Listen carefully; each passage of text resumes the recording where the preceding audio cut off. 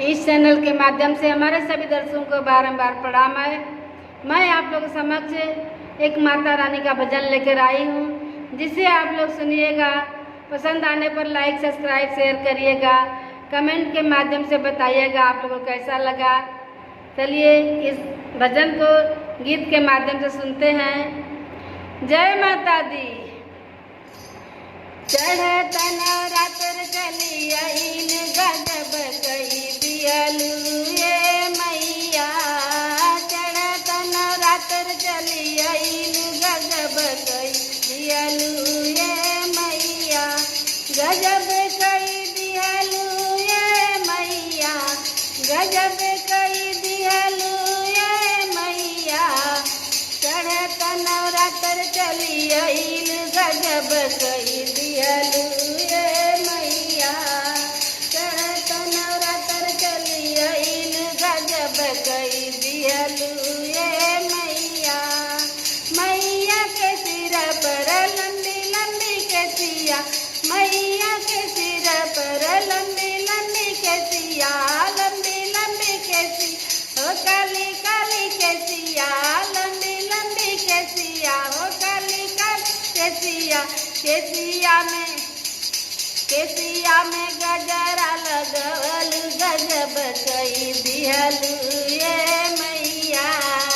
केसिया में गजरा लगवल गजब कही दियलू ये मैया। चढ़त नवरात्र चली आइन गजब कही दियलू ये मैया। गजब कही दियलू ये मैया। गजब कही दियलू ये मैया। चढ़त नवरात्र चली आइन गजब कही दियलू हे मैया। चढ़त नवरात्र चली आइन गजब कही दियलू हे मैया।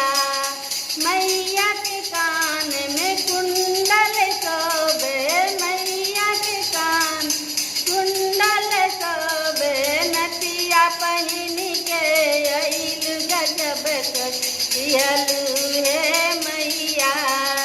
नथिया पहिनी के आइन गजब कही दियलू हे मैया। गजब कही दियलू हे मैया। गजब कही दियलू हे मैया। चढ़त नवरात्र चली आइन गजब कही दियलू हे मैया। चढ़त नवरात्र चली आइन गजब कही दियलू हे मैया। मैया के गले सोने के हरवा। मैया के गले सोने के हरवा। गजरा पहिरी के आइन गजब कही दियलू हे मैया।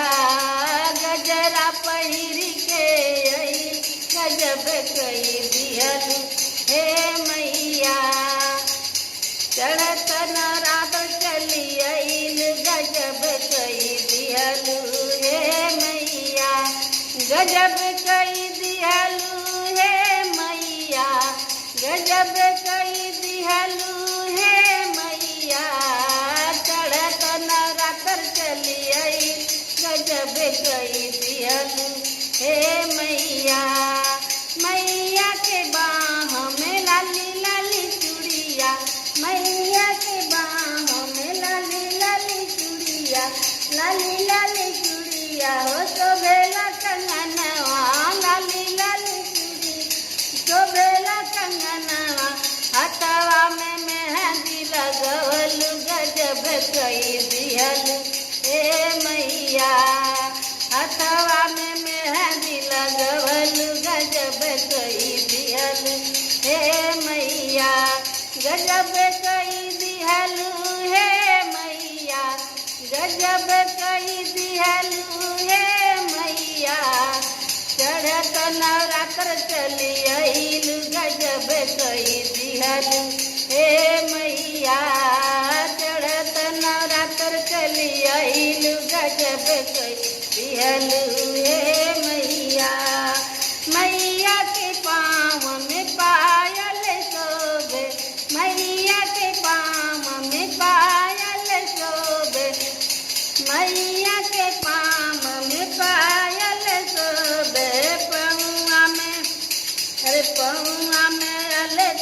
लगवलु गजब कई दिहलु हे मैया पहुआ में अलता लगवलु गजब कई दिहलु हे मैया गजब कई दिहलु हे मैया गजब कई दिहलु हे मैया चढ़त नवरात्र चली आइलु गजब कई दिहलु हे मैया चढ़त नवरात्र चली आइलु गजब कई दिहलु हे मैया मैया के अंग में लहंगा शोभे मैया के अंग में लहंगा शोभे सुनरी में गोटवा लगवल गजब कई दिहलु हे मैया सुनरी में गोटवा लगवल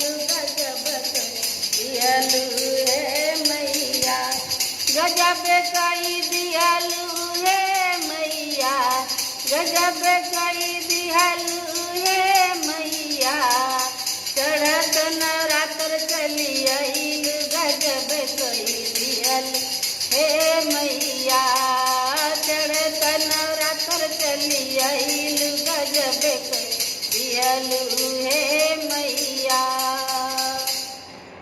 जय माता दी। हर हर